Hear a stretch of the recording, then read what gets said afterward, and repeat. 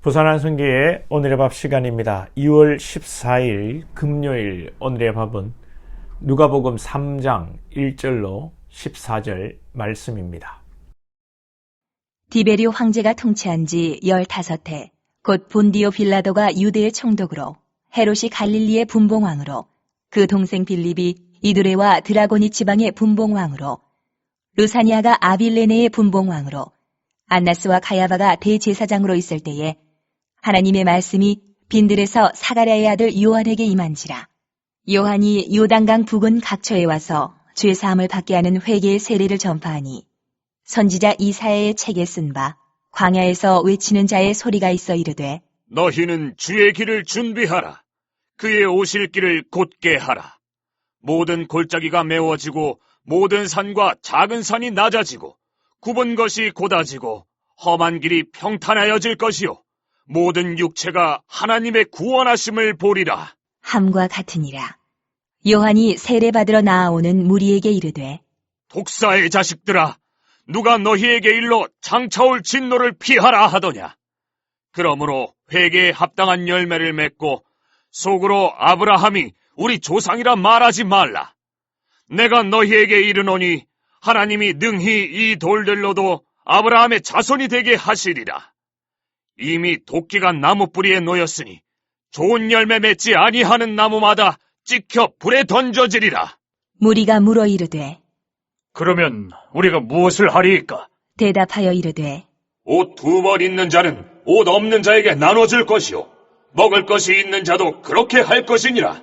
하고 세리들도 세례를 받고자 하여 와서 이르되 선생이여, 우리는 무엇을 하리이까? 함에 이르되 부가 된 것 외에는 거두지 말라. 하고 군인들도 물어 이르되 우리는 무엇을 하리이까? 함에 이르되 사람에게서 강탈하지 말며 거짓으로 고발하지 말고 받는 급료를 족한 줄로 알라.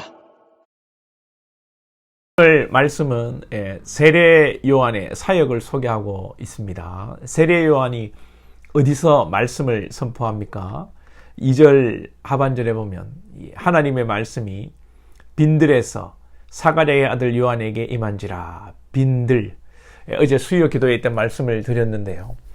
여기서 이 빈들은 광야를 말한다고 제가 말씀을 드렸습니다. 4절에서 보면 왜 세례 요한이 빈들, 광야에서 말씀을 전하는지 알 수 있죠. 4절에 보면 선지자 이사야의 책에 쓴 바 광야에서 외치는 자리의 소리가 있어. 하나님께서 이미 구약에서 세례 요한이 광야에서 말씀을 전할 것을 계획하신 것입니다. 말씀대로 선지자 세례 요한이 사역하는 것이고요. 왜 광야에서 회개를 외치고 말씀을 선포하는 것일까요? 그러면 광야는 어떤 곳입니까?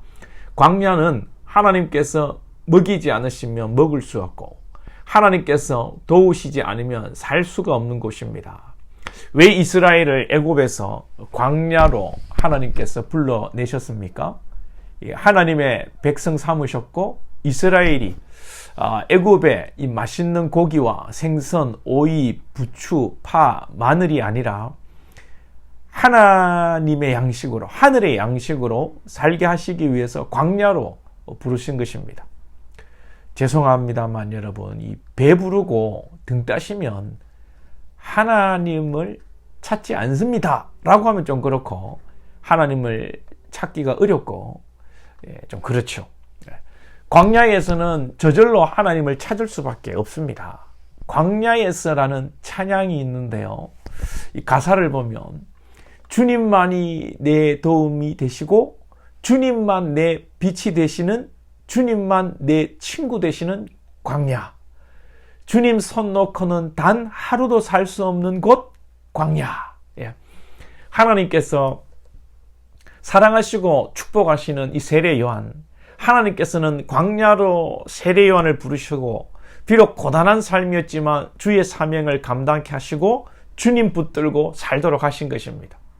우리는 현대를 살아가고 빛나는 이 LED 조명 아래 살아갑니다. 우리가 환경적으로는 광야가 아니지만 그렇죠. 정말 이 시대는 먹고 살만한 시대 아닙니까?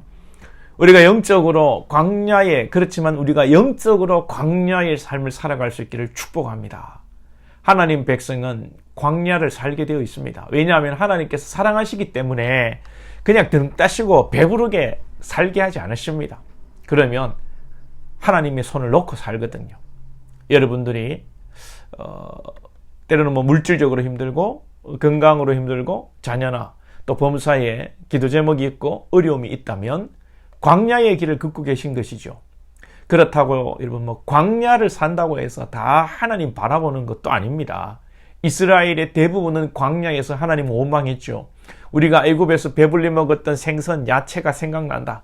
이 광야에서 이 무슨 생고생이고 하며 하나님을 원망하고 하나님이 세운 지도자들에게 대들었죠. 저와 여러분, 광야에서 주님의 손을 꼭 붙들고 주님이 주시는 생명의 양식을 먹고 진리 가운데 자유할 수 있기를 기도합니다.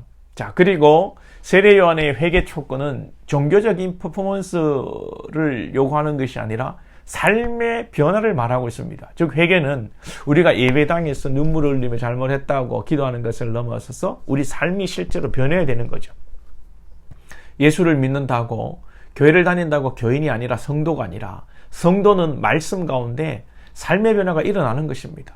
세례 요한은 회개하라고 하지만 실제 삶의 변화를 말하는 겁니다. 나누는 삶을 살아라. 남의 것을 뺏지 마라. 오늘 보면 고발하지 마라. 이 실제 삶의 변화를 촉구하고 있죠. 우리가 예수 잘 믿는 것은 실제 삶에 있어서 우리의 삶이 변하는 것입니다. 여러분은 1년 전, 2년 전, 10년 전에 비해 성도의 삶, 아니 인간으로서의 삶이 변하고 있습니까? 혹 여러분들은 완벽하십니까? 스스로 우리가 완벽하다고 생각한다면 교만이겠지요. 우리의 부족한 부분을 돌아보고 조금이라도 우리가 좀 생각을 가지고 겸손히 우리의 삶을 변화하도록 여러분 노력합시다. 잘 될까요? 잘 되지 않을 것 같지만 그래도 하나님 앞에 애라도 써봐야 되지 않겠습니까? 자, 그리고 오늘 말씀 중에 마음에 걸리는 것이 맨 끝에 족한 줄로 알라입니다.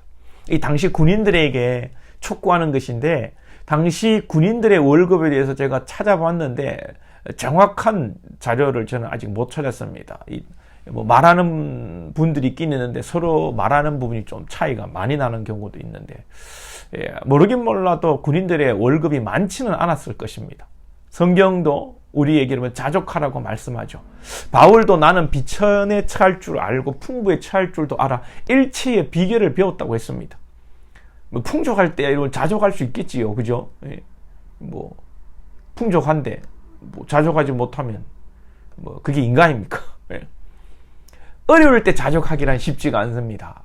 근데 저는 자족하고 안 하고는 둘째치고 부자들이 잘 먹고 잘 사는 사람들이 자족해라라고 하면 참 여러분 욕으로 들립니다. 여러분 안 그렇습니까? 자기는 스테이크 먹으면서 오늘 하루 라면 하나로 끼니를 때우는 사람에게 자족해라. 그럼 여러분 되겠습니까?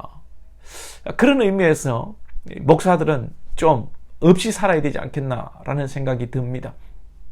성경에서 말씀을 맡은 자 치고 풍족한 삶을 살았던 인물이 없습니다. 항시 타락한 시대에 영적 지도자들이 배부르게 살았습니다. 광야에서 이슬을 맞으며 살고 메뚜기와 석청으로 끼니를 해결했던 세례 요한 족한 줄로 알라 말할 자격이 있지요. 바울도 자격이 있지요. 무엇보다 우리 예수님 높고 높은 보좌에서 내려오셔서 아무 흠모할 만한 모습도 없이 비천한 자리에서 우리를 섬기신 주님, 우리에게 무슨 명령이라도 할 수 있으십니다. 우리를 위해 모든 수모와 배고픔과 아픔을 다 채우려 하셨기에 주님은 우리에게 말씀하실 수 있고 우리 또한 주님의 말씀을 듣고 예수 안에 있다면 우리는 여러분 일체에 자족하는 지혜가 있습니다. 자, 오늘도 우리 인생이라는 광야에서 우리가 자족하면서 주님만 바라보는 복된 인생 되시기를 축복합니다.